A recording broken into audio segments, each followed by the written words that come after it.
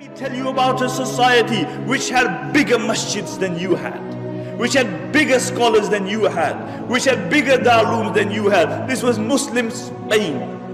It had far bigger masjids than you had. Qurtuba, in the height of its flowering, had over 600 masjids. And recently, a couple of years, 19 of us from this masjid went to Qurtuba, where there were 600 masjids. We found one, and that was closed.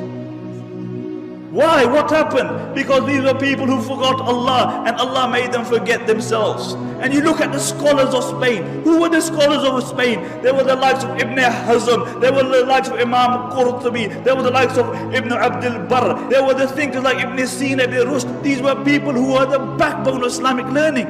There were no greater scholars than these in the history of Islam. And Andalusia, Spain, was built on the model of Medina. And as long as their focus remained on Medina, they flourished. But when their focus turned toward the dunya, then that same progressive society sank, because the Muslims were not created for the dunya. The Muslims were not created for the dunya. The Muslims were created for the hereafter. We are Abdullah. We are the slaves of Allah subhanahu wa ta'ala. And the highest status that we can reach is that we will remain the slaves of Allah subhanahu wa ta'ala. This very society, Spain, when their own people, their focus became the dunya, that every single person was concerned about himself. He was concerned about his own kursi. And the narrations mention that the rulers of Spain, what they would do, that the Muslims would actually make treaties with the Christians, and they would fight against their own Muslims. They would fight against their own Muslims. And really these were the Abu Righals of that time. And throughout history you will find Abu Righal. Do you know who Abu Righal was? Do you know who Abu Righal was? Abu Righal was a man who lived in Taif. And when Abraha, the Yemeni Christian governor, came to destroy the Kaaba, Abu Righal told him, look, I'll show you where the Kaaba is as long as you give me a few pounds.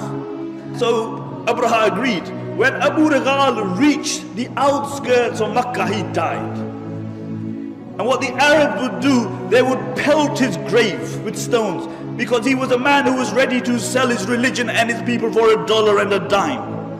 And until today, the Arabs say, if they see a person of a deceptive nature, they say, Huwa Abu Righal. He's Abu Righal.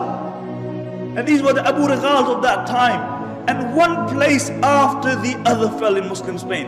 One place after the other. Until there was only one place left, and that was Granada. And Granada fell 50 years after the rest of Spain. Until Abu Muhammad, he drew a treaty with the Christians on the condition that he would allow them to take over, on the condition that they would not persecute the Muslims, that they would not forcefully convert the Muslims, that they would not remove the Muslims from their post. And when the Christians came in, the first thing they did, they reneged on their promise. And when they entered the Alhambra Palace, have you seen the Alhambra Palace? Wallahi, when you look at the Alhambra Palace, the eyes marvel at the architecture and artistry. It is an amazing palace, and throughout the palace you will see one word, La Ghaliba illallah. That dominance is only for the sake of Allah. Dominance is only for the sake of Allah. Where are those people who wrote La Ghaliba illallah? Where are those people? See, La Ghaliba, the engraving remained on the walls, but the reality of it was removed from their hearts. And the reality is that the Alhambra Palace, to a great degree, encompasses the decline of the Muslim Ummah, whilst the mud hut in which Umar ibn Khattab radiallahu anhu lived embodies the spirit of Islam. And really, when these Christians, they walked into the Alhambra, they found the highest place that they could find, and they erected a crucifix there. And when Abu Muhammad saw this, he began to cry. He began to cry, and his mother rebuked him. She said, why are you crying like a woman when you couldn't defend it like a man? Why are you crying like a woman when you couldn't defend it like a man? And this is our state today, really. We whinge about everything. We blame everybody else besides ourselves. We blame the Christians, we blame the Jews, we blame everybody else. But it's one person we don't blame, it's us. We even blame time. The zamana yesa. As the Arabic poet says, it's a na'ibu zamanana wal aibu fina wa ma li zamanina aibun siwana. He said, we find fault in time, but the reality is that the fault lies within us. And if there was any one fault in time,